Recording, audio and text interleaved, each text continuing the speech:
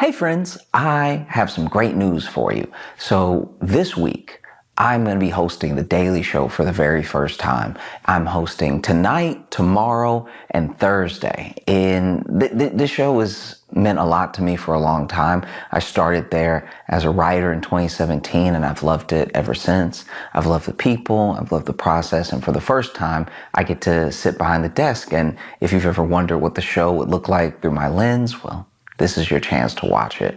And I just want to say thank you, because this is in no small part because of you, because of this community, because of everything that we're doing on this channel is a lot of what led to this opportunity. And so I appreciate you very, very much. And if you are inclined, if you're in the area, go ahead and watch Comedy Central live or on the Paramount Plus app. There will also be YouTube videos of clips of it dropping as well. But thank you so much. I hope you enjoy seeing me host. I have some amazing guests, and I'm excited to bring the show to you in the best way that I can. And I hope you enjoy the video this week. Bye. Please make it loud for Josh Johnson!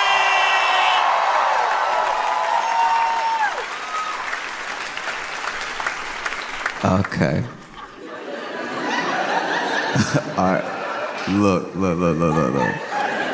Look. Okay. So we are in week 2 of they're like kind of being files, but no files. But like there's kind of like we don't know, but he doesn't know, but he knows, but he doesn't remember, but he wasn't there. But even if he was there, it's not what you think. But like it's a lot going on, right? And so with everything that fell out with Trump last week, now you have people being like, release the Epstein files, release the Epstein files, release the Epstein files, right? And in prison is Ghislaine Maxwell. Now, in case you're not familiar with Ghislaine Maxwell, like one of the central people to this case, she trafficked for Jeffrey Epstein, right? And she is still alive somehow, and in prison, okay? Yeah, so she's still alive in prison, right? And she actually got 20 years for her part in this trafficking. And so now with Trump calling Epstein a hoax, there's been a lot of, how do I put this? There's been a lot of unintelligible takes on if he's saying the entire thing is a hoax or just his involvement is a hoax, or no one can really tell. There's not a lot of like centered messaging on what is supposed to be the narrative here. And because of that, now you got Ghislaine and her lawyers from prison being like, oh, well, if it's a hoax,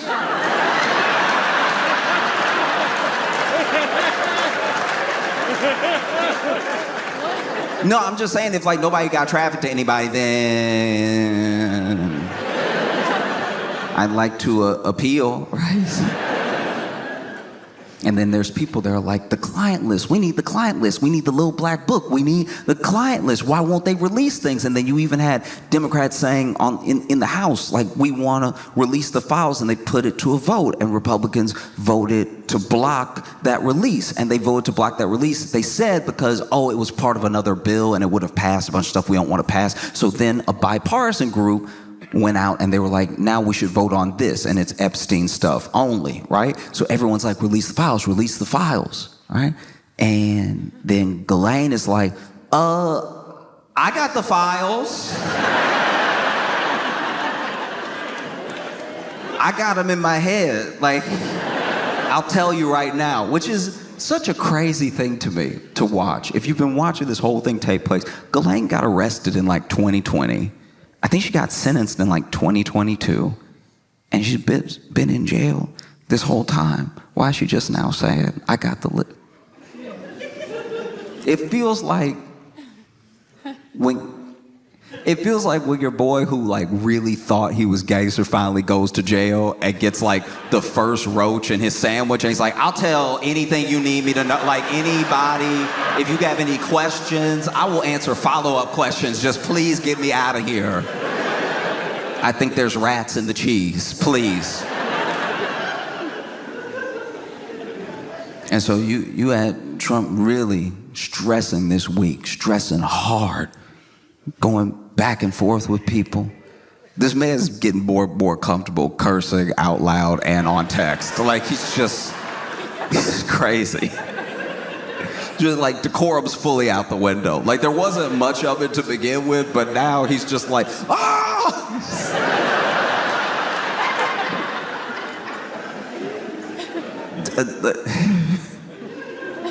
And this is the other thing that trips me up, is that they're throwing everything they can in front of this like Epstein monster, like Pac-Man, right? Let's just throw this while we run away. And they never admit that Trump isn't doing well in any way, ever. And then they came out saying he had chronic venous, I don't really know what that third word is, I'm not gonna lie to you. But basically he got chronic veins or something. I don't know if that means he got extra, or I don't know what it is, but it's affecting, you know, his health a little bit, and his hand looks like he got an ace bandage on it, but like that's his skin, right? And so I saw that and I was like, wow, they must really want this thing to go. Talk about anything else, please. And then just today, Tulsi Gabbard released these Obama-Russia files. You know, the files everybody's talking about.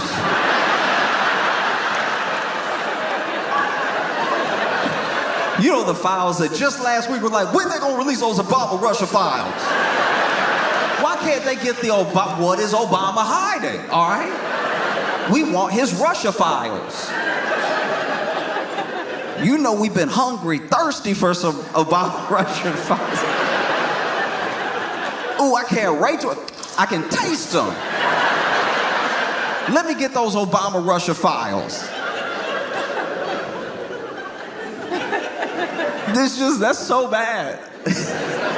That's so bad. It means you have nothing. You truly have nothing to throw in the way of this thing, because Obama-Russia file, you won. You won in 2016, you won in 2024. I haven't read the Obama-Russia files, admittedly. I haven't read them yet. But I have a spoiler alert for you. Trump came out on top.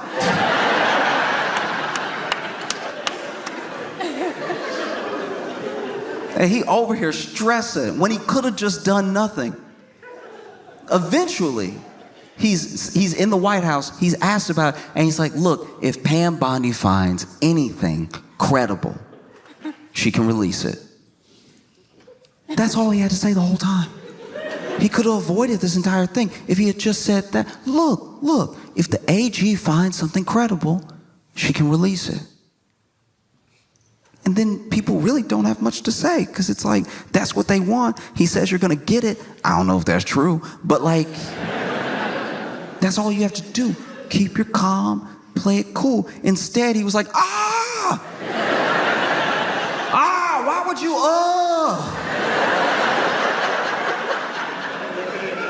And it's because he felt caught. And the only people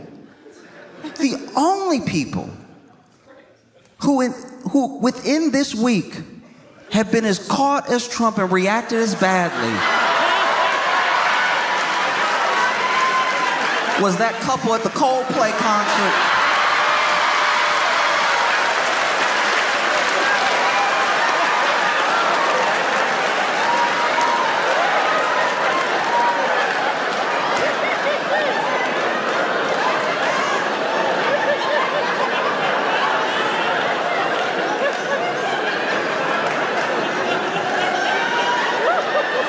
I thought I was shocked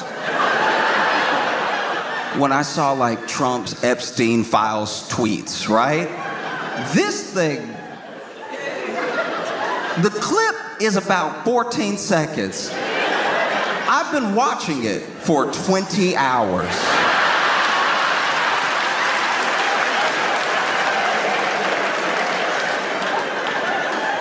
Okay, all right. In case you haven't seen this, it's a Coldplay concert, right? Coldplaying. Coldplay doing their thing, all right? Being colds.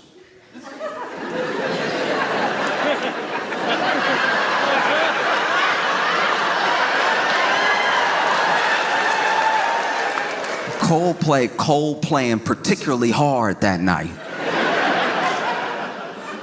And they did this thing that's becoming more popular at big concerts, because Coldplay doing like a stadium. And there's a thing that you can do at a public event, like an entertainment event, whether it's sports, whether it's music, whatever, where you can put out a cam into the audience. And I don't know how to describe it, but when you do that, it does make the entire thing, as big as it is, feel more intimate. Because now you're over here enjoying Coldplay, and you see the other people there enjoying Coldplay, and they're just like you. And they're just as excited to be on the screen as you would be to be on the screen. And they're having such a good time, you know? And so you're like, this is amazing. We're all here together enjoying this thing. I genuinely like those cams because it reminds us that we're all doing the same thing, having a good time, you know? And if we're all doing the same thing, having a good time, maybe we're more alike than we think. If we're more alike than we think, then maybe when we leave the basketball game, when we leave the show, whatever, we have less reason to argue. We have less reason to look at each other as like just completely different entities. It's like, you're just like me. You like Coldplay.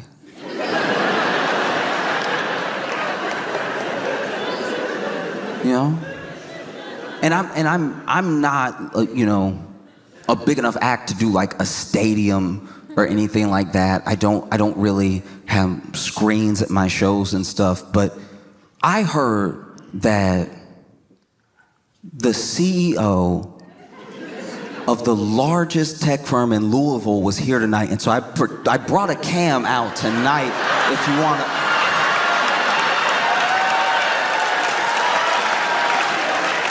No, I'm joking. I'm joking. I can't afford that at all. No, but if you didn't see the clip, is basically Coldplay throwing people up on the cam and having little interactions, or like playing a little something just for them, or just commenting on how sweet people look. And they're going, people, and then they go to this couple. It's not just any couple. They go to a couple holding each other Titanic style.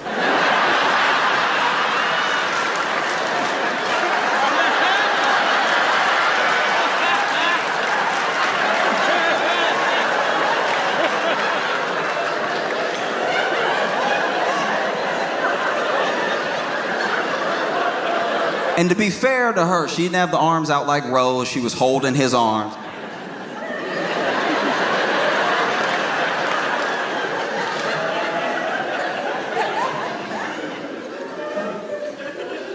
And then Chris Martin is like, look at this couple. And I don't know, okay. This is where I wish I knew more about like technology and the brain and stuff like that. Because the same way that there is latency on the internet, and there's a delay on a call where sometimes you can hear yourself in someone else's side of the phone call, and you can hear how you spoke, but there's a delay. It's like a second later you hear your own voice, what you just said as you're speaking. So it takes a second. And I don't know, because I've never been in a situation where I've been on a big camera like that, the amount of time it takes your brain to register that that's you that you looking at. Because they're over here, Titanic style.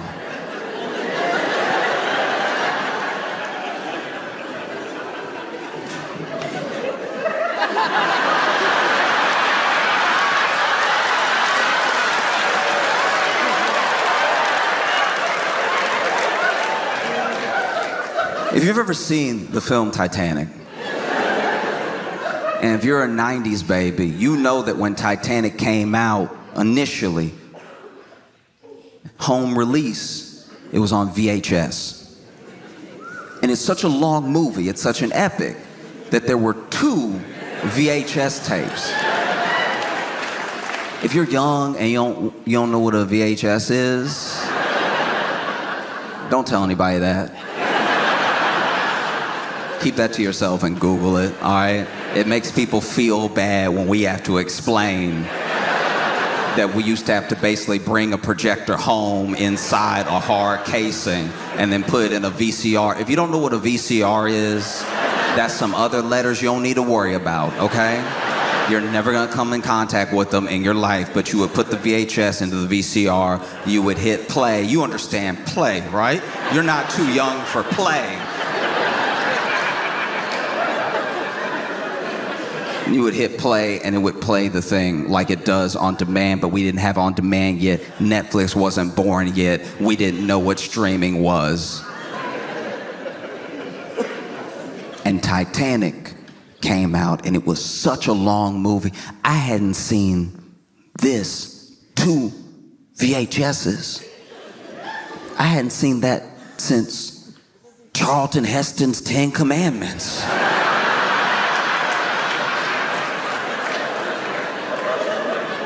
If you're too young to know what Charlton Heston's 10 Commandments are, it is also a film, but that film is almost as old as the people the film is about, all right? That movie is about Moses, who probably had a VCR, really, like when you think about how long ago Moses was and when we used VCRs. But Titanic came home with you, it had 2 VHS tapes. And you watch the first VHS tape of Titanic and it plays till about half the movie. And then it tells you to enter tape 2.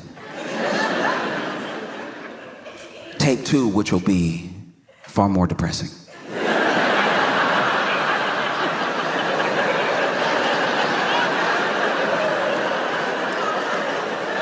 If you were like me and you shopped at a lot of like thrift stores, sometimes when you go to a thrift store, you don't get to get the thing the way it was intended when it was sold. You might go to a thrift store and buy Titanic and think you got all the Titanic in one VHS tape. And then bring Titanic home and watch Titanic, but you only watch tape 1. And so you don't even know that there's a tape 2 until the end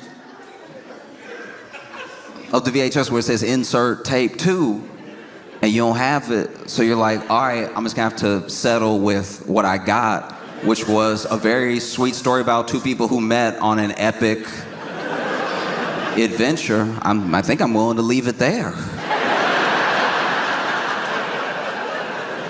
And it's not until years later you find out the horror that is Titanic Part 2. Part 2 where everything going awry.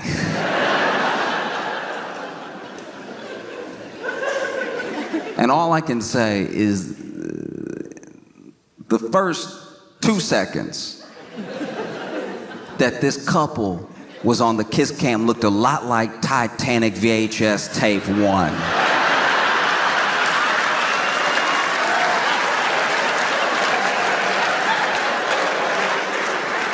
And then when they realize that they are the camera, it looks a whole like Titanic VHS tape 2.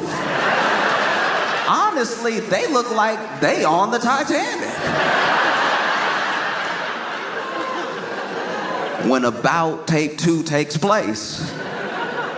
And so you see them.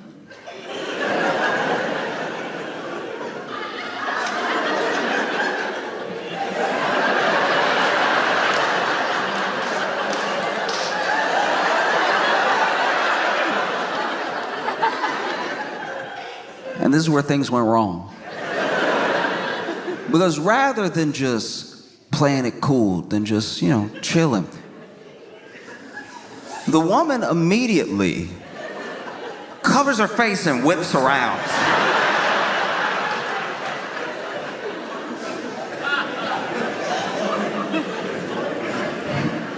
Okay, all right, look, look. Don't judge, okay? When I was a kid, there were kids in my neighborhood who went a totally different direction than I did, right? And sometimes I'd hear about them, and you especially hear about them if you stop seeing them around. And I quickly got used to the idea that if I hadn't seen somebody a long time, they probably didn't just move away. They may have been locked up. Something may have happened to them, right? And there was a kid who was nice enough a few blocks down. Sometimes I would walk to work in the morning, and it was a long walk. And I would pass his house, and sometimes he'd be out front of his house with people. I'd say hi, they'd say hi. We weren't like close or anything. And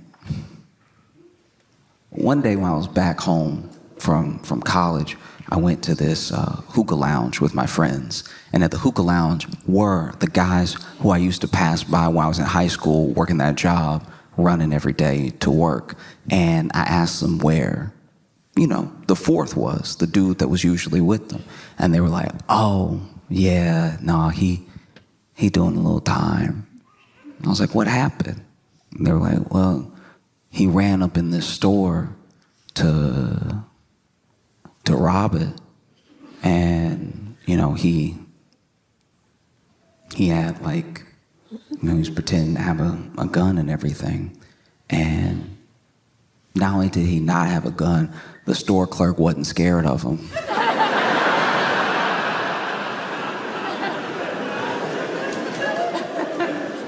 And so he's over here doing one of these.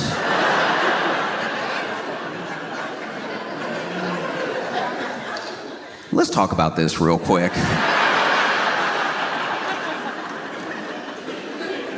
Because I've known people who have had people run up on them and they didn't see the gun, but they were sure they had a gun because of the way they moved with it, right? A little bit of weight to it. Maybe it was tucked. Maybe it was in the pocket.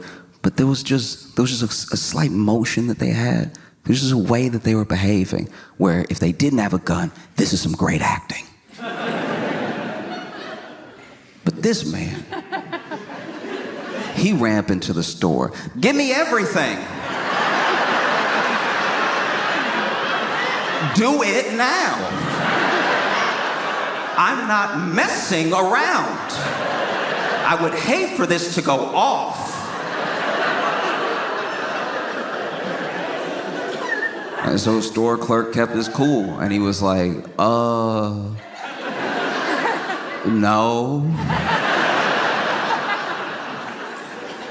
He's like, what do you mean? I am armed, ready to kill.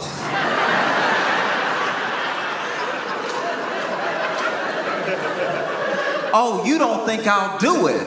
I'm crazy.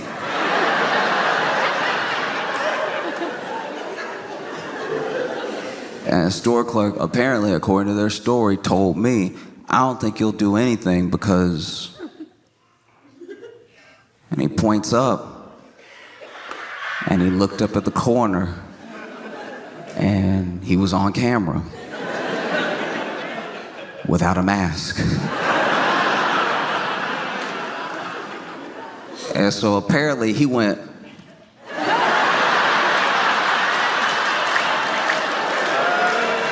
and walked out the store.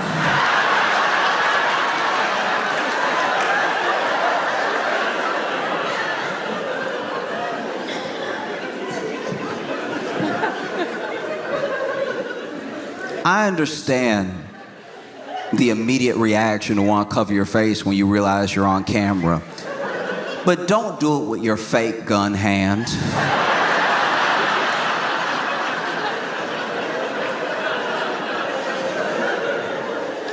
But he got arrested from rolling up in there and even the attempt and everything. And so he did a little time in jail. And I'm just saying, you're on the kiss cam, and immediately something seems awry when you go, oh!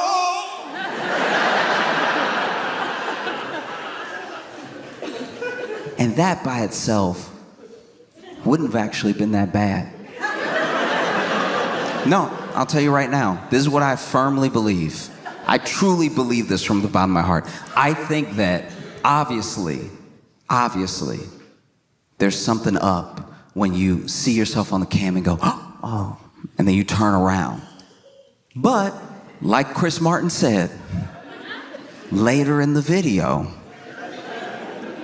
maybe shy. Maybe you're shy. And if only one of them had reacted badly, if only one of them had reacted badly, they might not be in this situation. But she went, oh! And then the man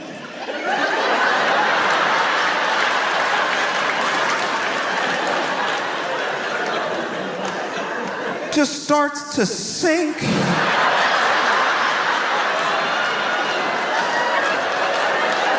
Where did he go? No, for real, where did this dude go? This man didn't just duck under what he thought the camera could cover. This man got caught. She turned around and he went, ooh,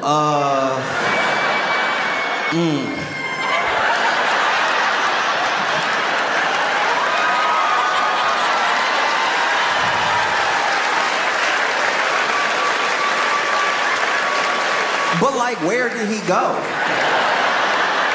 Like, truly, where was he? He never comes back. Did he open a portal? He might have been in an abyss. This was one of the crazy, because then he's gone and then she's just standing there. And in my head, I'm like, I don't know where their seats are, but it seems like he jumped. I was crying. This man went under everyone, I suppose. Fully disappeared.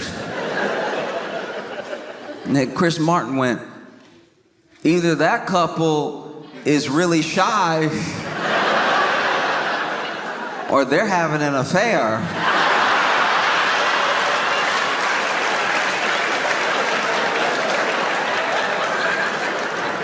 And the internet said, or?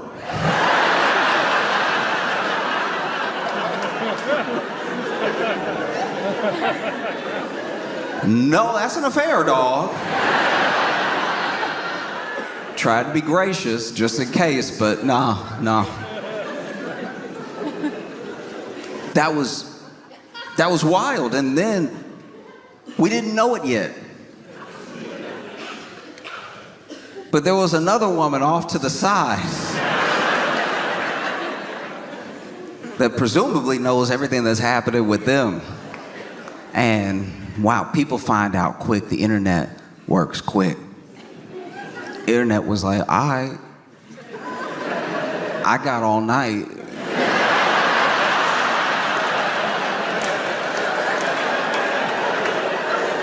I'm not at the Coldplay concert.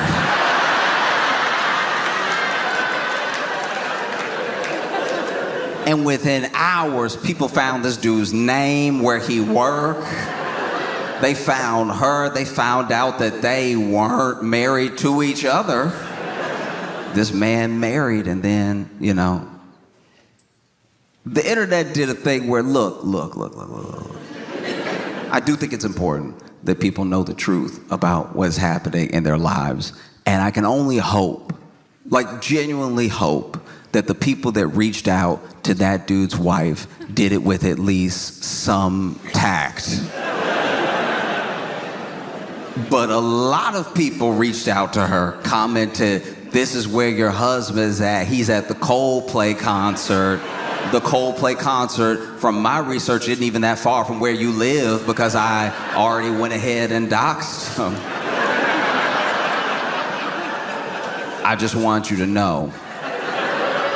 And so then people looked him up, and then they looked her up, and early into people looking her up, she had changed her last name on social, apparently.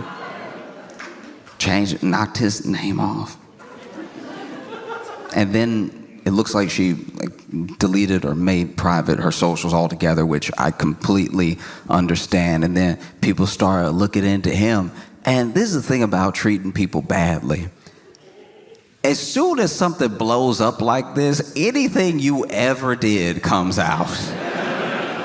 This dude cheating on his wife, and then other people were giving their little testimonies. "Oh, I worked with him. He's actually terrible. He makes toxic work environments. He's incredibly abusive to his employees," saying all this stuff, right? And I don't know if these people actually work with him or not. It's so hard to tell what about this is real versus like people just trying to get in versus people trying to be part of it and stuff. And then I had a moment, genuinely, I had a moment where I was like, what if? Let's entertain for a second. What if this isn't real? I genuinely thought, because some of the kiss cam stunts, some of the things they do at sports games are like completely fake. They'll be like a fake proposal just to like make everybody laugh and maybe go viral, and maybe they'll sell some more like Bruins tickets.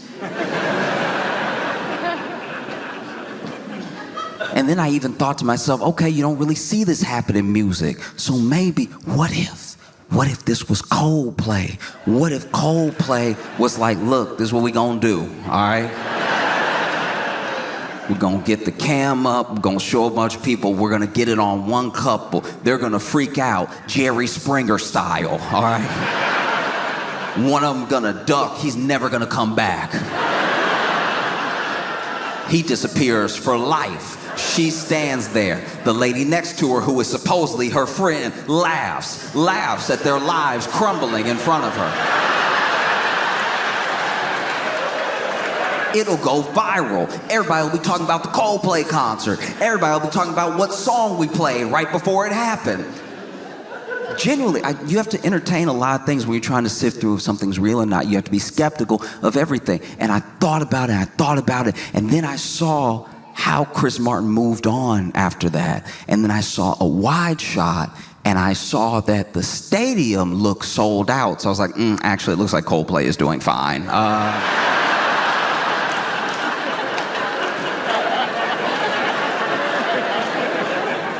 That theory is in the dirt. This looks very real. And then I thought about the company. Andy, his name is Andy.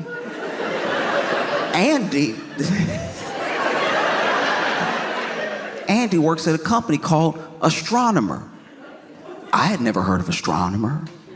I don't think anybody was talking about Astronomer 2 days ago. So then for a second I was like, what if? Astronomer, a tech company, hired Coldplay to do a stadium show.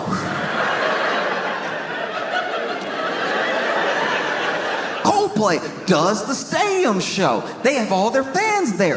The fans don't know that Coldplay's getting a little bit of money on the side for what's about to happen, and then they throw the camera on the CEO.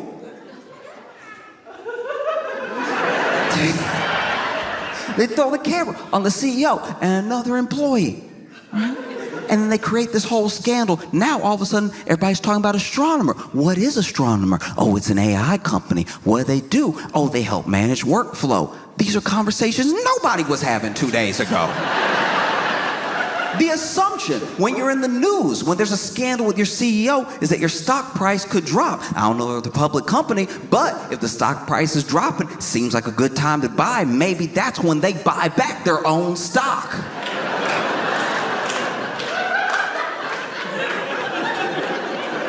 And then as soon as I was sitting in my room thinking all this, I was like, I think I've been too deep in this Epstein thing. Like, I think that, like, maybe I have a problem, and I just, like, it's, like, really changing how my brain works.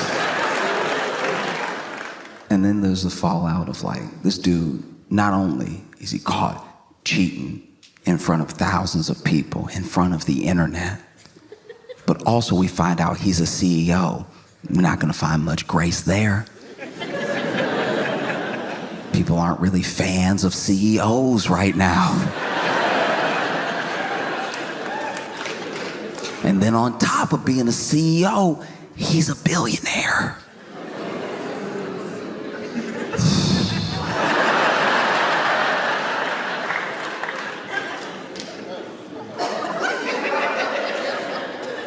You basically made a Venn diagram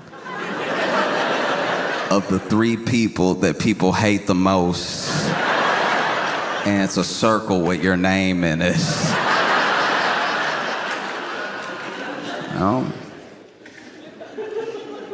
Because it is a terrible thing. A terrible thing that happened. And I just think about how that's something that happens like now, you know? Our grandparents, our great-great-parents would have never got caught. No, people's grandparents had whole extra families. And as long as you were willing to be a gentleman about it and really take care of both families, they never met. You know, you went on your family vacation with one family beginning of the summer, family vacation with the second family at the end of the summer, because there used to just be more affordability in the US.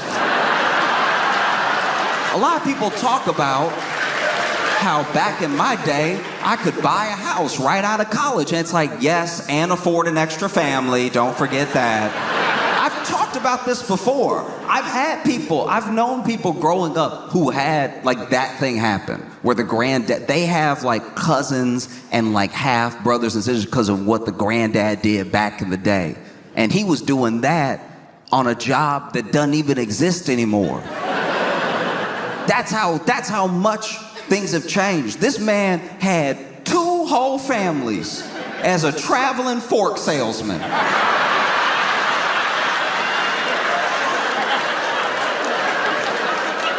This man would just go up to people's doors and be like, look, eventually in your life you will come across some spaghetti. And when that happens, you'll want to be, he sounded like life insurance, you're going to want to be ready when that spaghetti is in front of you, all right? You don't want to be sitting here like a fool with a knife and a spoon. You want to be ready with that spaghetti, all right? And how you get ready? My forks. I got the best forks. My forks can do anything. I got fine dining forks. I got regular forks. I got the nickel forks. You know those forks made of nickel that's... They'll never rust because they're always kind of rusty. If you need forks, I can get it right, all right? Got all types of forks. I got the 4-prong, I got the 3-prong, I got the, he bad accountant.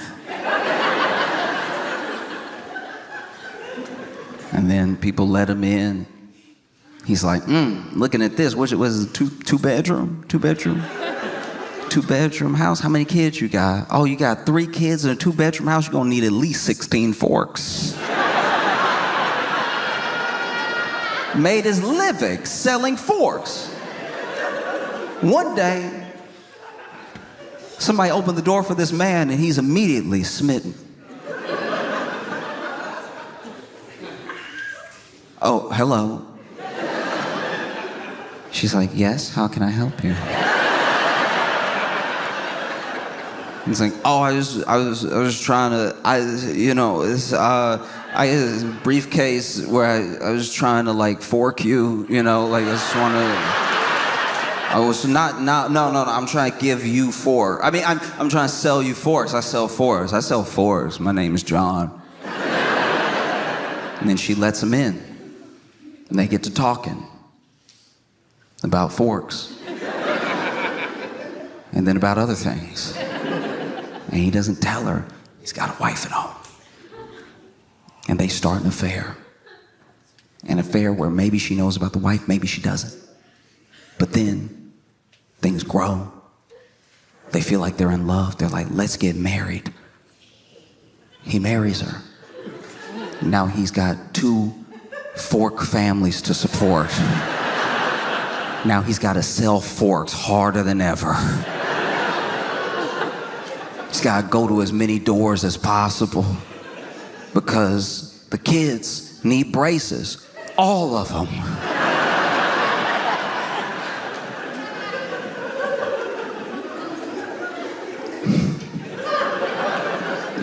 No, just he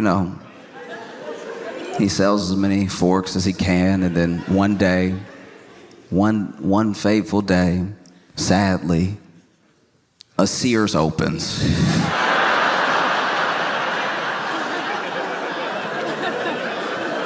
He's out of business immediately. If you're young and you don't know what Sears is,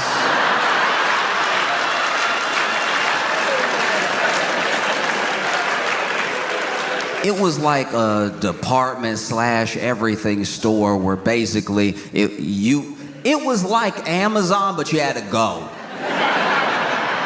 There was no click. You had to leave the house to go to Amazon, and then you had to go put everything in your cart yourself, and then you had to buy it yourself. It was like working at the factory at Amazon, except you just grabbed what you needed and you left. But then one day Sears opens, he realizes he's ruined. What else is he gonna do? He's only good at selling forks. And so he has to sit his family down. Be like, look, I'll be right back, I'm going to get cigarettes.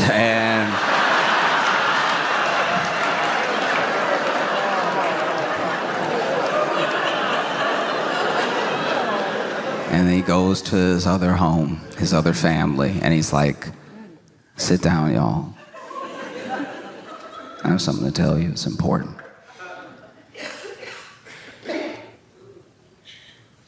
I have to go get cigarettes. And then he would go off and he'd have his own life, and he would die with a lot of life insurance, and then the 2 families wouldn't meet each other until it was time to collect. And that was the gentlemanly way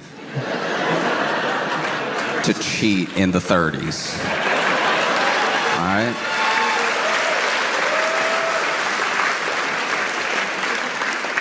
Because a CEO of a company dating, openly cheating with, I didn't know this was a real title, with the CPO, which CPO, I found out today, stands for Chief People Officer, which sounds like the most made-up job I've ever heard in my entire life. That job sounds very fake.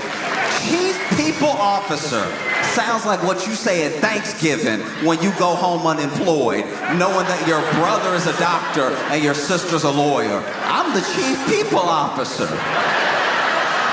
Oh, and I'm Master of Business.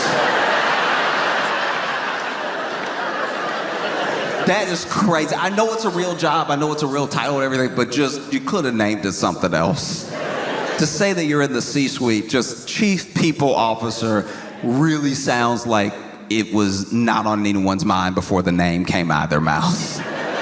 It's like, we have to give her a title. What's the title? She's head of HR. No, she was already head of HR. She got promoted. What is she over again? HR and personnel and hiring. It's like, okay, Chief People Officer? I don't know. No, it was crazy. And now it just recolors everything with that company. Now they're probably having an investigation right now. Makes you take a second look at everything that happened between them, like performance reviews.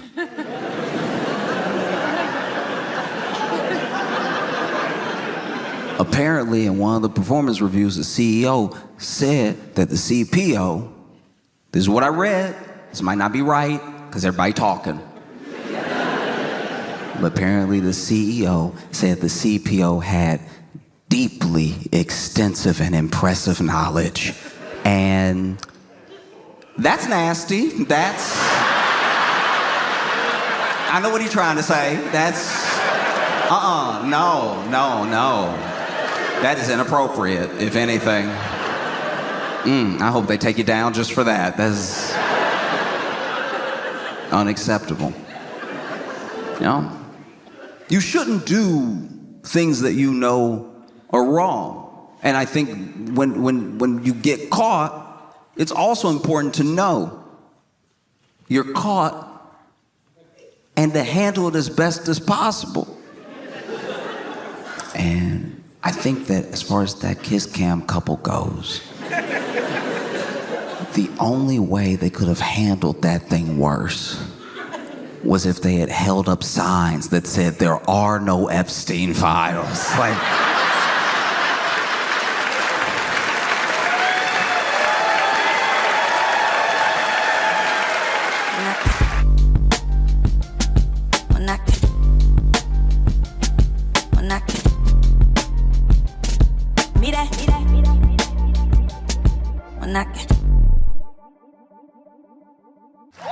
Please make it loud for Josh Johnson!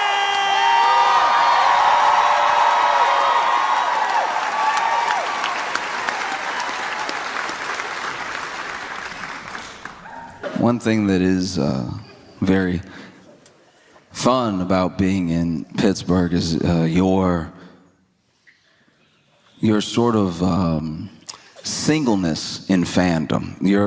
The way that you love the Steelers, right? The way that you, yeah. And I saw this story about a woman whose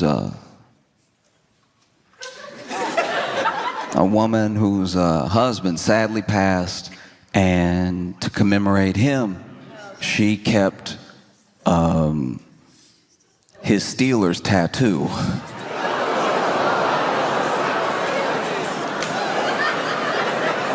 I'm glad we're on the same page.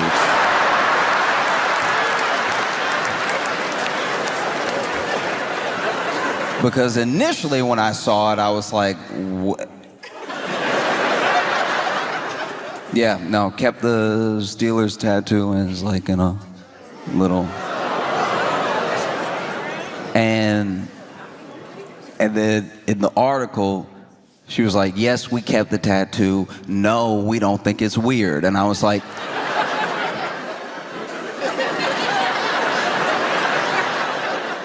I figured you didn't think it was weird.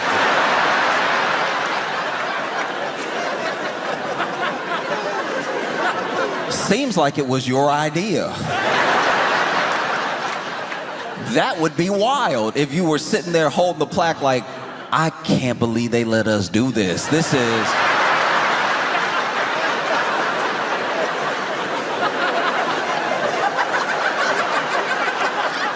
little odd, right?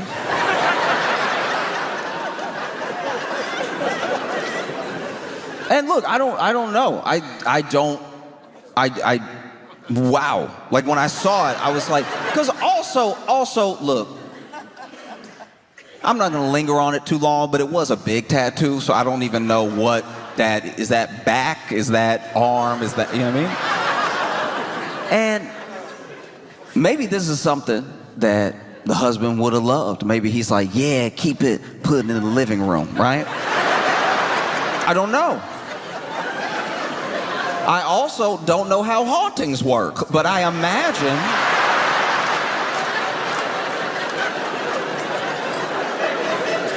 I do imagine having some of my skin means I'm gonna stop by.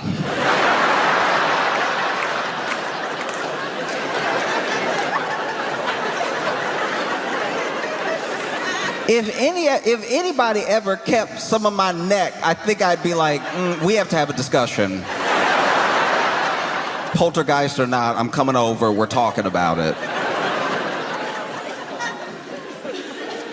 You know, you already have to be careful in people's houses because you never know who got the urn on the mantle or something like that. I don't know why they don't sell urns with like a lock on it. Every urn I've ever come across just been ready to be opened like a cup of sugar. We gotta start making urns harder to spill. You know what I mean?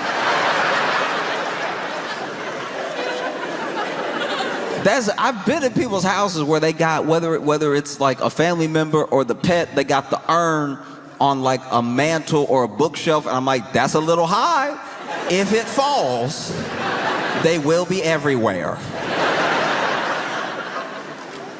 And it does sort of, I don't know.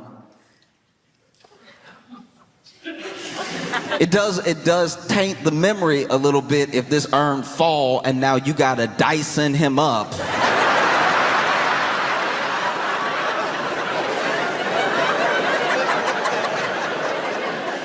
And then put him back in a new urn with whatever was on the carpet.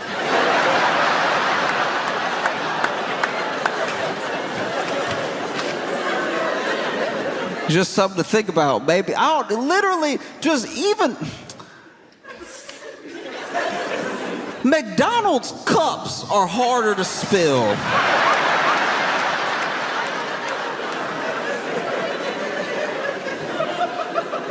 Just something with a twist lock, something. Because let's be honest, unless you're spreading the ashes, you never need the ashes. You know?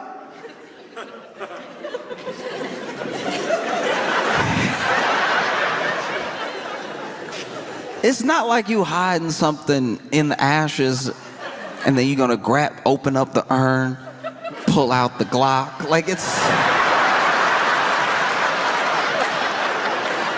that'd be a wild home invasion. That'd be imagine you're, let's say somebody, goodness forbid, but let's say somebody broke in your house or something like that, and then they've got you and the family held hostage, and maybe you did something to them. Maybe you're a healthcare CEO, right?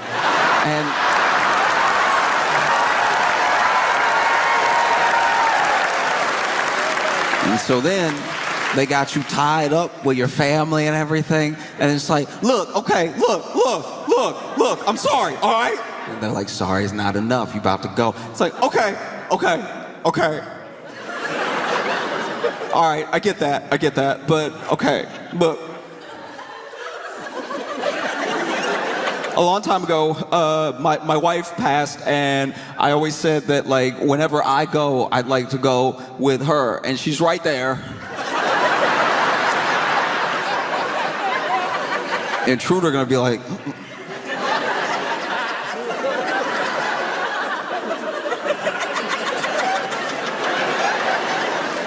over there?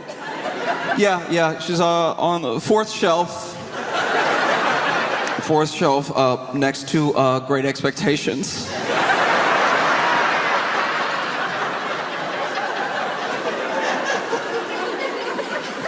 If I could just like hold her, I'll just, just small kindness. Let me hold her while you bow. The intruder's like, okay, go ahead. Go get her.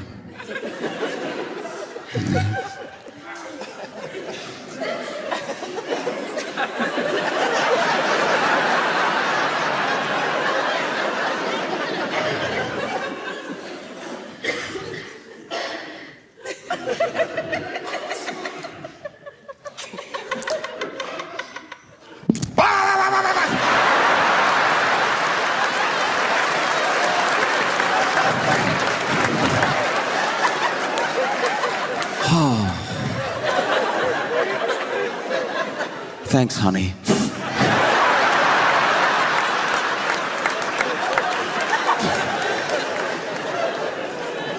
No, it's wild. Because now that mantle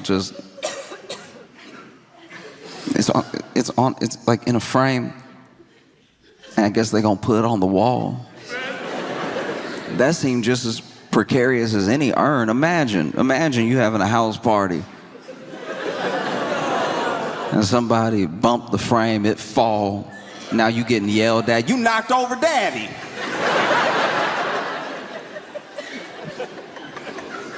Everybody does things differently, and some people very differently. But once again, I don't know. I don't know if he would have loved this sort of thing, you know? But it'd be crazy to think he might be looking down like, ugh.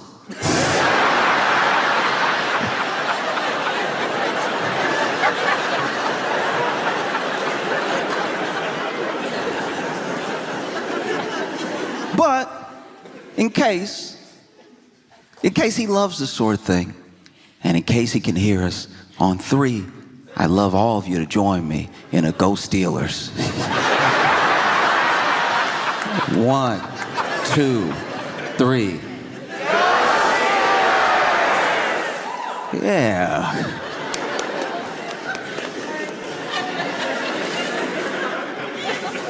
Hopefully that will stop me from being haunted.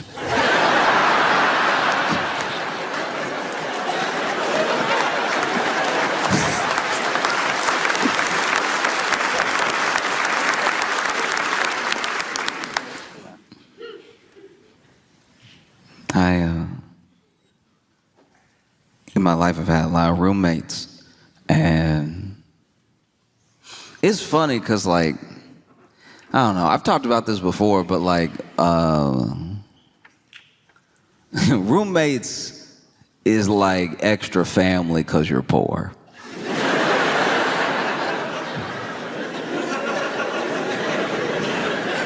You don't exactly bunk up with a stranger because things are going well.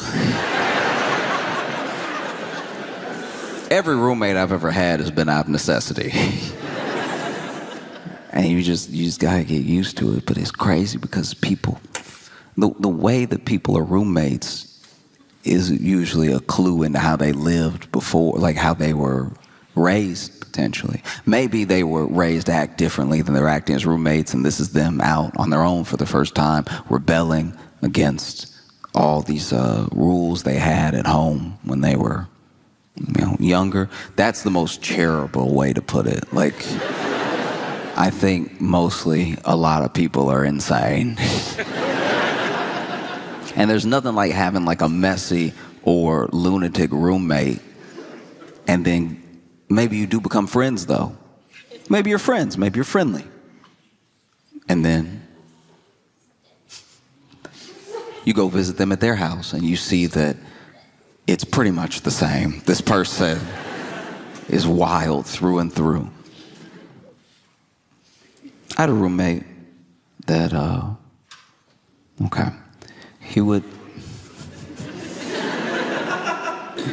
there would be some nights where he would sleep in the bathtub.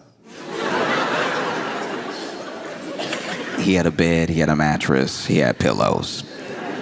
But he said he would sleep in the bathtub because it felt more normal to him when he would wake up from a night terror. And I was like, I don't know how you find that out.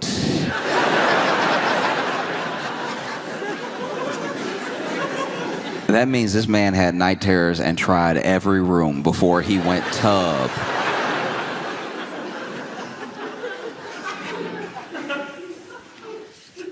And that was a tough roommate to have because, you know, I would go to bed at a regular time, you know, even a little late because, you know, we're young and everything.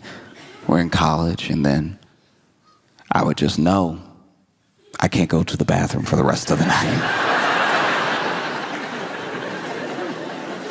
No, I can't. I'm gonna have to hold it until he wakes up. And what would normally be distressing, you know, sleeping peacefully and then hearing from the bathroom, is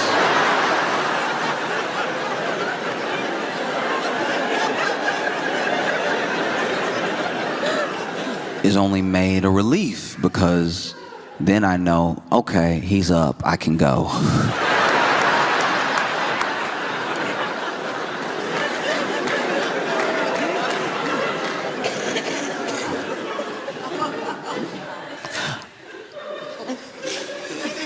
A lot of people in America worry about terrorism. This is a top concern for some people, and it just depends, mostly, to me at least, on when you were born, you know? And I think that within this understanding of terrorism, there are many different definitions, you know? One definition is someone who stokes fear and anxiety for the purpose of fear and anxiety in their enemies. And there's a lot of talk of terrorism or potential terrorism. People get called terrorists all the time, and there are some people that want to equate terrorism to one specific group, one specific religion. But I know that there are terrorists, but the terrorists that I'm talking about, they have no religion. The terrorists that I'm talking about, the terrorists that I believe already live in the U.S., they don't have some God that they call to for their purpose of doing what they do. They just do it to stoke fear and anxiety. I'm talking about people who put an empty box of cereal back on the shelf. These people have no place in our society, all right? I had a roommate. Last straw for me was this man. I had bought some Cheerios, and I bought it for the group. We all eating out here. And so then I go to grab the Cheerios, and I'm excited, I'm hungry. And I go to grab the Cheerios, and there's a certain feeling. Anyone who's been a victim of what I'm talking about will know the feeling. It is a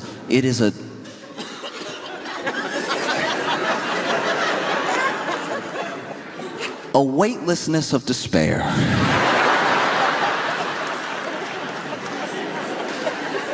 You go to grab what you think might even be a half-full box of cereal, and in your attempt to grab it, you put too much energy, too much force into your shoulder, into your arm, into your hand. And when you put that force into your shoulder and your arm and your hand, and you grab the box of cereal and you go to lift it up, you hit the top of the cabinet.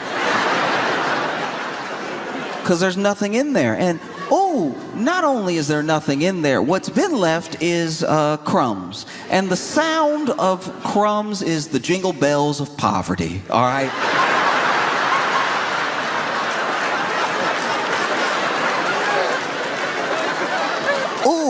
I've never felt poorer than when I hear crumbs.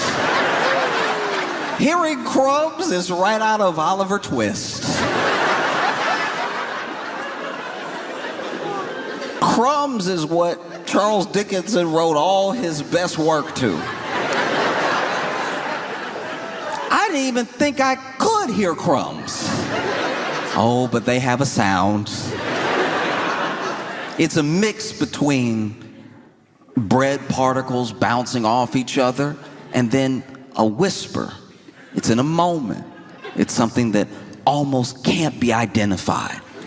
And it's the whisper of those crumbs, the same way that you could split atoms or you could collide particles and make an entire boom, a bang, a nuclear bomb, and a hydrogen bomb. The banging together of these bread particles makes one singular noise, and it is the universe telling you from a point of almost quantum physics, bouncing the particles off each other, that you're poor. That's the sound of poor. Wouldn't you love to say yum? You'll never say it. You're too poor. These are crumbs.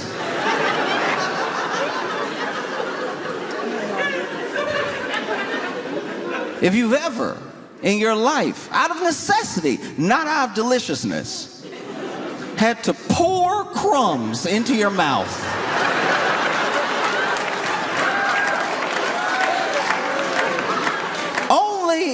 in the Bible do I imagine this level of thirst for food. You might as well be in the desert. Even if you are in your Pittsburgh apartment, you might as well be in the desert if you are opening your mouth, letting it hang, while an entire bag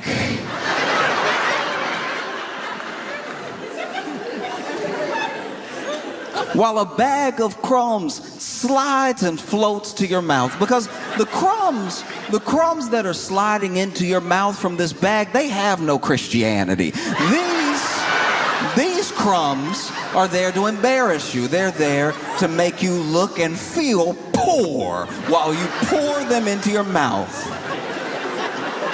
Maybe that's where we get the word poor from, and maybe that's where we get the other word poor from, because you have to pour these into your mouth while you feel like the poorest person that has ever lived. And the bag is stiff because it's that hard, semi-soft plastic that they only make cereal bags out of. And because of that, it's got a lot of ridges. It's got a lot of things that the crumbs can slide and get caught up on, you know?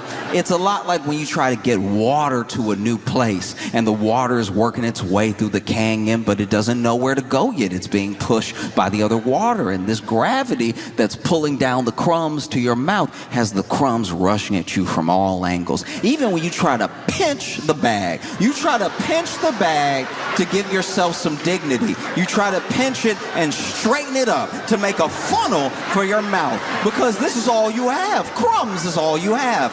Crumbs is your life. And so you make it as straight as possible. You slide it down. Only when you are making a paper plane do you have this level of intent as you straighten something out. You straighten it out as much as possible, and then you dip it into your mouth, and still the ridges find a way.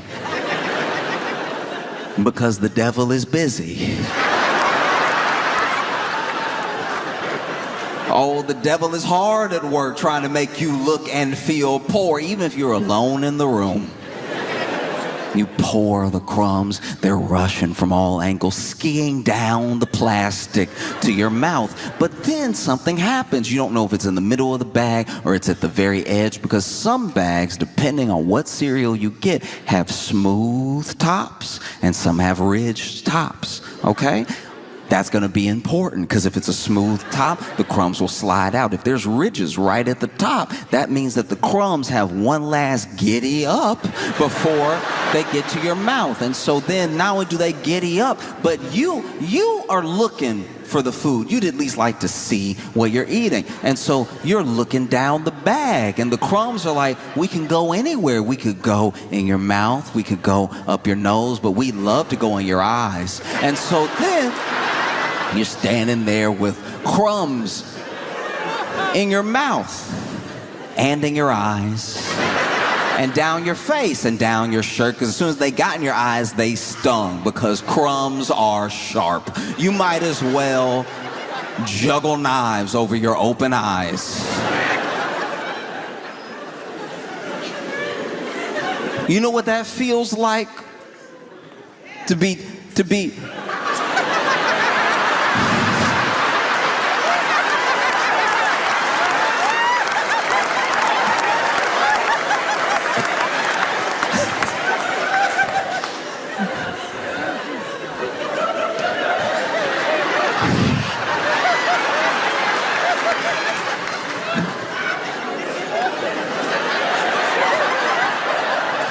You know what that feels like, to have to dig Cinnamon Toast Crunch out your eyes?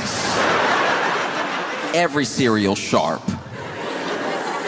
Every cereal is sharp. And so I remember I was a victim of terrorism.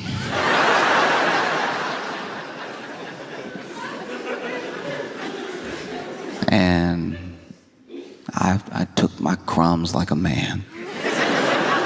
But then I confronted my roommate. I said, hey. I know what you did. You know what you did. I don't know why you did it. I feel like I've been very respectful. I feel like we have a good rapport. I don't know why you would engage in such a vicious attack against my Saturday. And he was like, what? I was like, you know what? Because he did know what. Because without me saying anything else, he was like, look. I put it back, but there was some in there.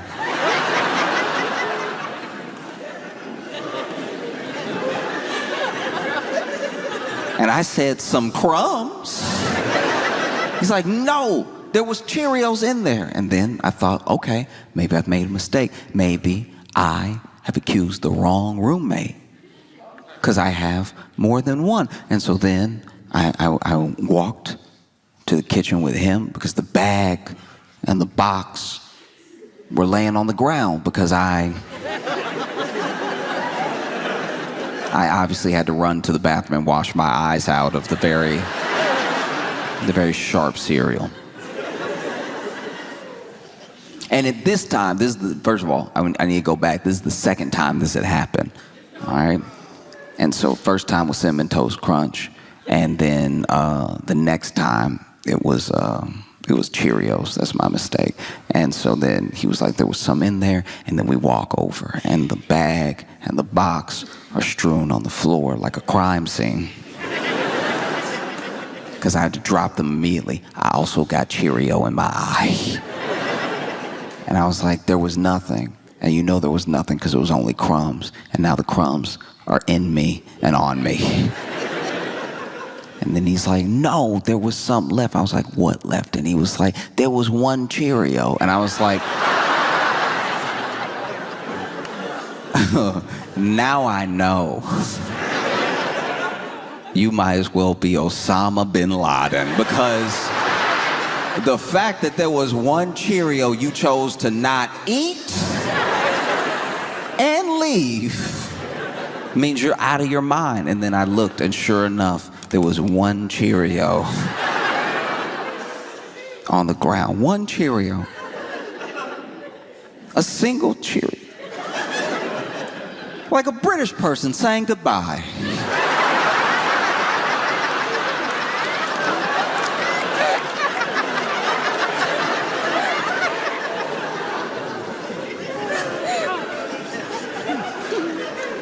Obviously, I didn't kill him. I'm here with you now, but I thought about it. I struggled a lot, growing up, even into like early adulthood, with an opinion of myself, with like body image and everything. It's very difficult sometimes for any young person to believe, if they don't already believe, that they are lovable or that they are good in just the way that they are. Basically, that they are enough. You're still working on yourself. There's still things you want to do with your life. You got your whole life ahead of you, but there's nothing extra you have to do to be worth anything, And it's a hard thing to convince someone of who doesn't believe it. I wish more people believed it. If you saw yourself the way that the people that love you see you, what a beautiful world that would be,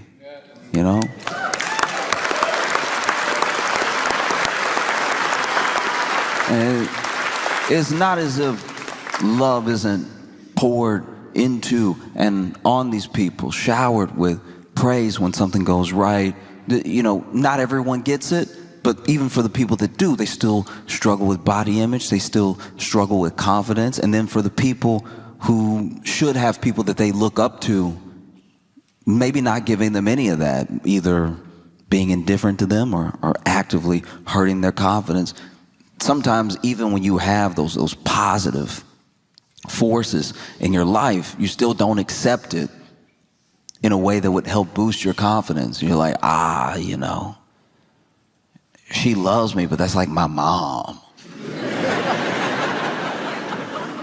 She biased.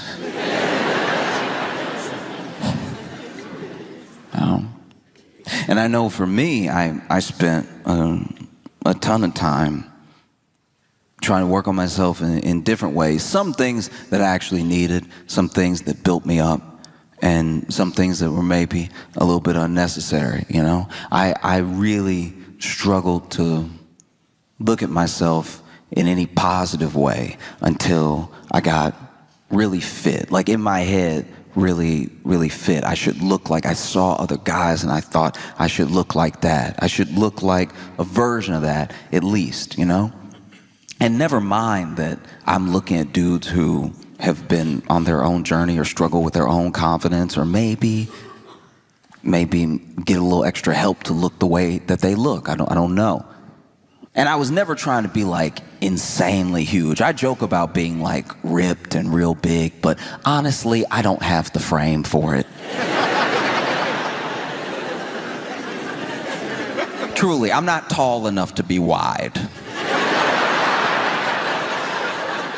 Yeah, I mean, no matter how big my shoulders got, I'd start to just be in the way. Like, it looks good in the picture when you're flexing and you've got all the muscles and they're all defined and everything, but then practically in life, it does start to be a problem when you're trying to walk through a door. You don't want to be on a date and see a door and go, uh-oh.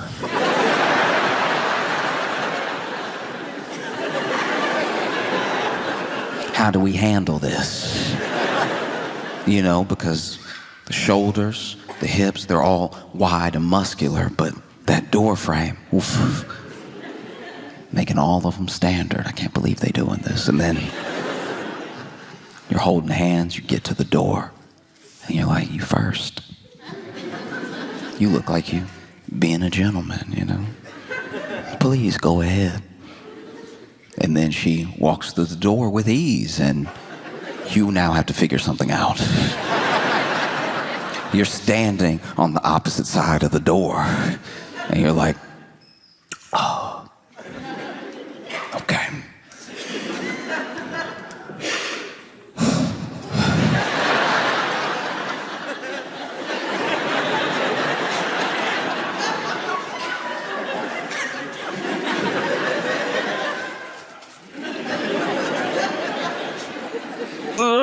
As soon as you strained, you let her know this isn't going to be the life for her. I never wanted to be huge. I just wanted to be very, very fit, you know? And I worked on it with some success, with less success. But even when I started to work out, I realized that wasn't really the issue. Now I was going to the gym, and I was eating as much as possible, and I was gaining a little bit of weight. Not much. And I was like fighting to keep looking this certain way. And I finally accepted that, like, even if I got there, maybe I wouldn't be happy. And I even discovered that through other people who I knew were there. People who I wanted to look like that were in my life, you know? And they still had all the same problems I did. And I would go to the gym and I'd see people packed in there fighting to look a certain way so they could feel a certain way. And there is a bit of a cheat code. You could try to work on feeling the way without having to fully change your entire body. You know, you don't have to earn loving yourself through like straining and potentially hurting yourself, you know? Like there's some things that there's some things that go and be lifted in therapy, you know? Like it's just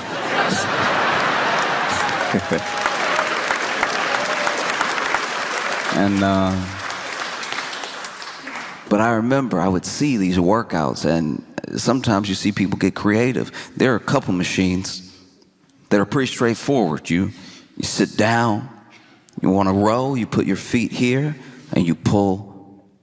And that's the exercise right here. This is what you do, and you do it for your back.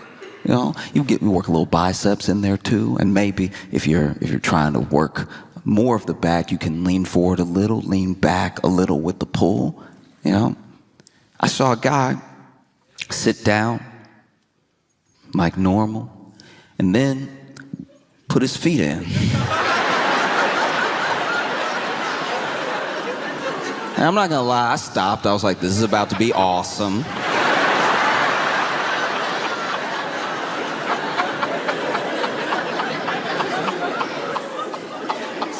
And this man, I don't know what muscle it works out. It seems like it just ruins your joints, but he went,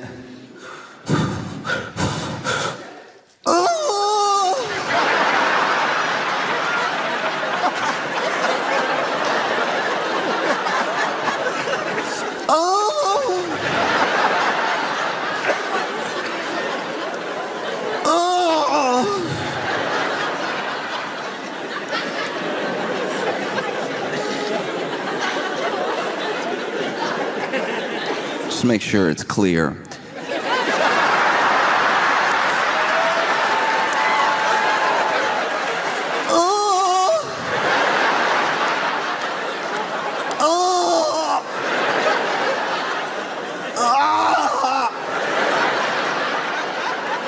And it looked like it felt like it sounded.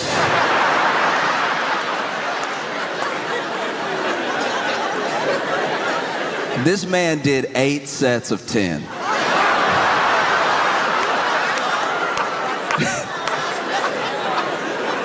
And I watched the whole thing.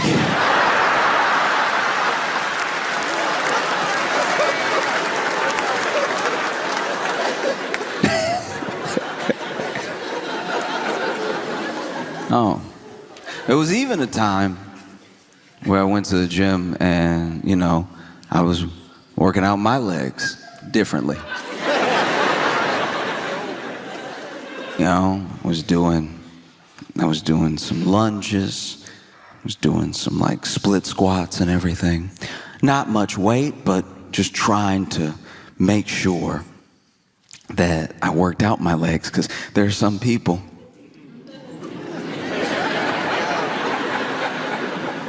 that in all that self-consciousness and all of that wanting to build up for yourself, your body and your image, they still only work on the glamour muscles. They forget the base. They forget their core sometimes, and they definitely forget their legs. And we've been told since we were children that the legs are important.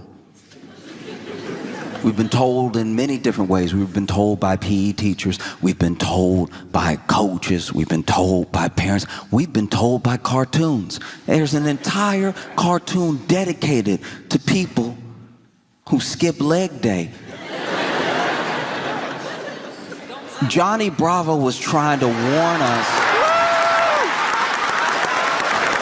for our entire childhood how important leg day is. That's not a structure you want.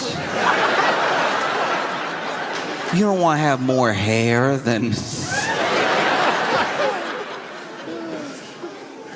So I was working out my legs, and so I'm packed into this gym with a bunch of other people, which is, look, it's very frustrating because this gym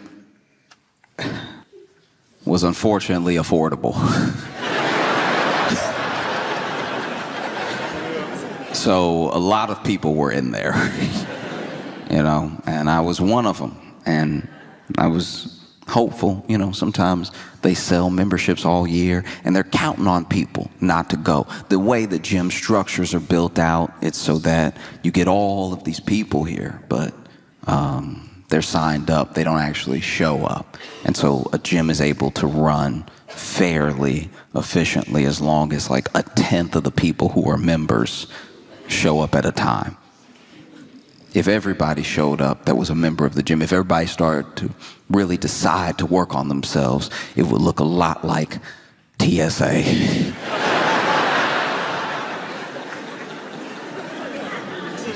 Be very little movement. The only way to work out would be passing the weights, just you can have some. And while I was in the gym, packed in there with everybody else, there was a fire alarm that went off and some smoke that we saw. And, you know, I didn't see any fire, but 2 out of 3 signs isn't bad. And so there were only 2 exits, which in retrospect was a horrible thing. Like, you could only get out through the elevator, which you're not going to take during a fire, or the stairs. And so people started clamoring for the stairs. And this is where the real fitness test began. Because there were some people that were out in a flash, but then there were other people who had been working out. So they used all their fire running strength on the treadmill. So now they see that the fire alarm is going off and there's smoke, and they hop off the treadmill and they're like, oh no.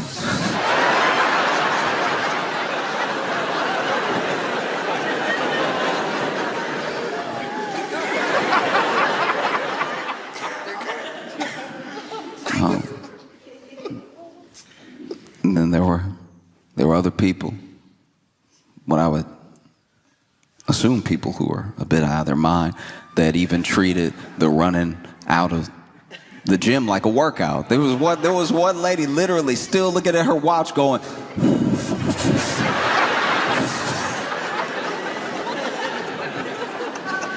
and then there was me, who had been doing leg day.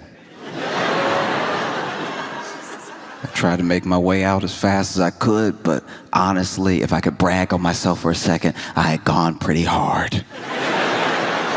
You know, I had a PR and everything, and a PR is what you don't want to have when it's time to run. Because I put the weight down, I saw everybody running out, and I made my way for the exit, and I could not stop jiggling. Like every...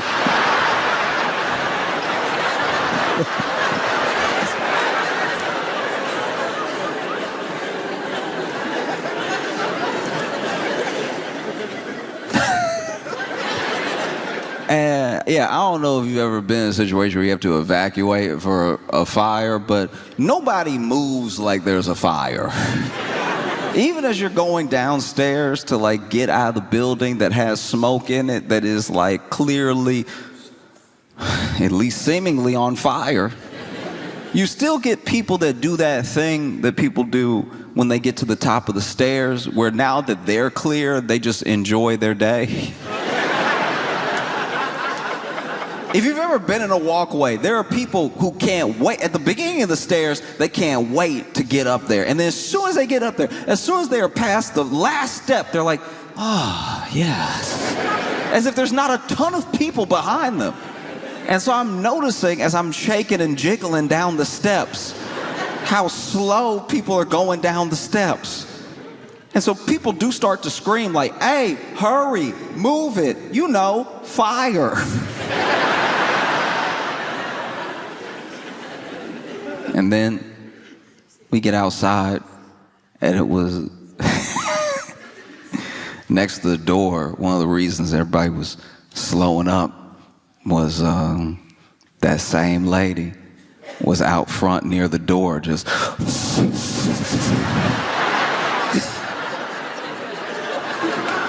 like next to the door, just run. Like you still got the rest of the world to run. What are you waiting for? If you're waiting for your gym buddy, you left him. You left him to die.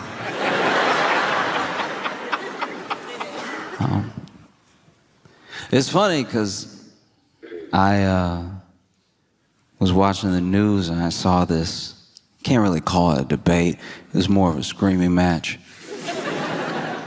But it was on CNN. And on CNN, okay. Found the one person that works at CNN, and that's... Man, I've never heard anybody clap for CNN like that. Yeah.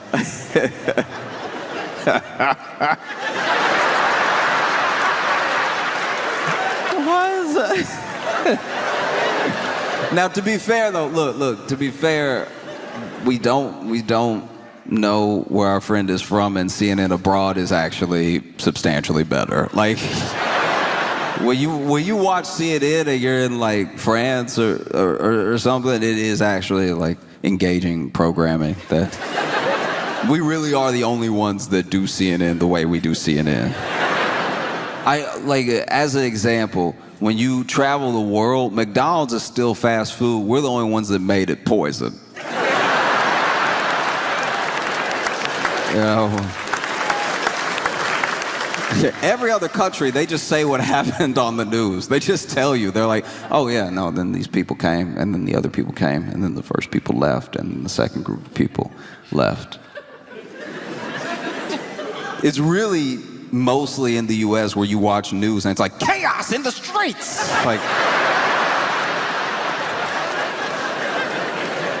Like every news segment is cutting a promo for a horror movie. I was watching CNN and I saw where Jillian Michaels was on there in a debate that she seemed to have started, and they were talking about changes to the Smithsonian and how art and culture shifts between who has the power to dictate how the exhibits are written, who the exhibits are of, and everything. And Jillian Michaels was like, it's so unfair that slavery in this country only gets blamed on one race.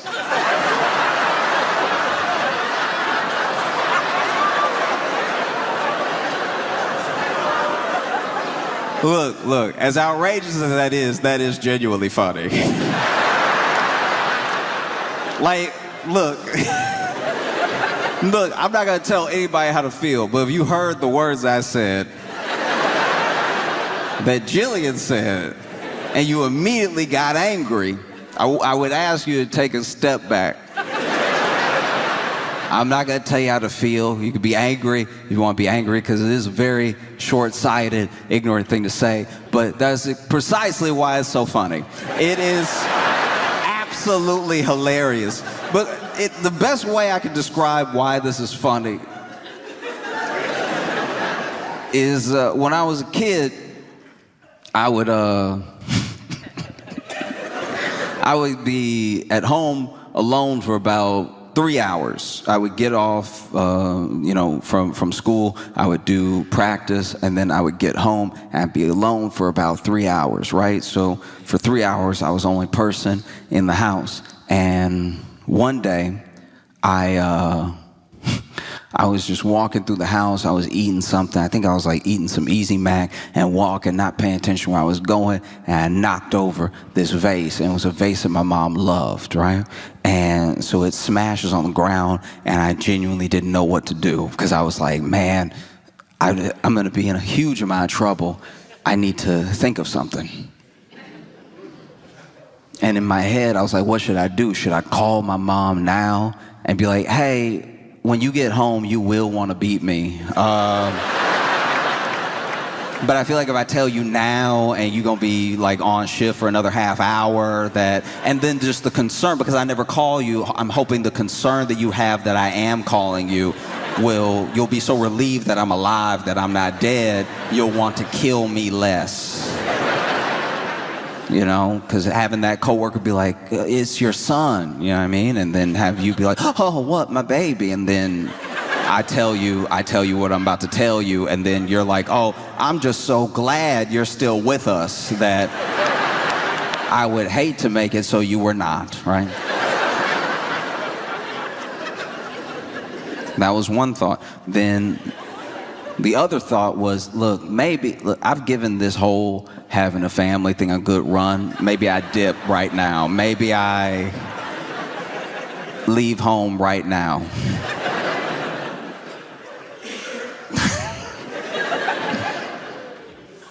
And then the third thing, which is what I did do, was nothing. I went to my room and played some video games for what felt like might be the last time in a long time.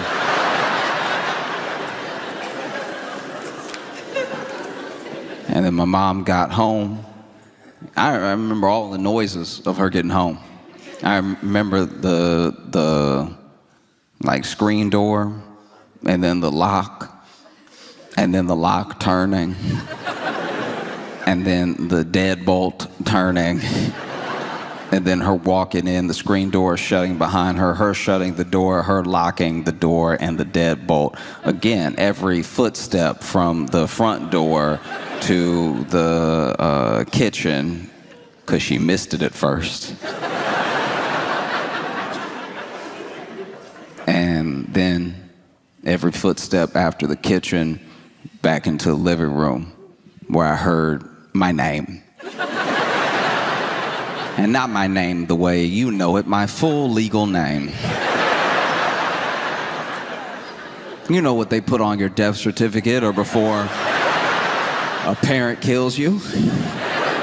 My full legal name. And then I walk in and my mom is like, what happened? What is this? And then I said, oh, you just gonna blame it on me?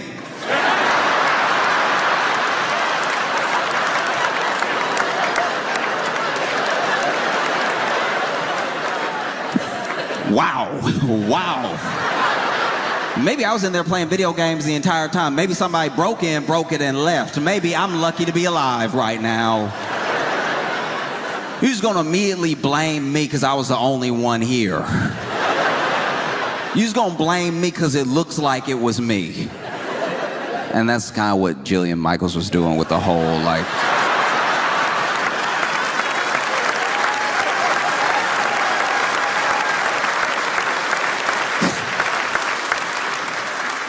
Yeah, that's kind of what she was doing.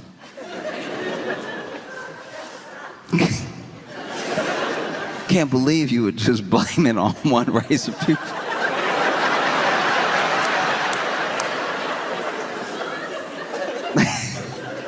And it's so funny, too, because when it comes to history like that, there are always these bad actors that try to pull the thinnest straw man out of the woodwork, you know? There'll always be that person. There was a guy, I don't actually remember his name, and this is before slavery in the U.S. was more based on race and before more people were shipped to the U.S. There was a dude that I've read about that apparently was of African descent, and he came over and he had about 2 or 3 slaves. And one of those slaves was seemingly of the Caucasian persuasion. And whether this thing is true or a myth, I've heard it my entire life when referencing slavery, that there was one black guy who had a white slave. And I'm like, look, even if that's true, that's not what it's known for.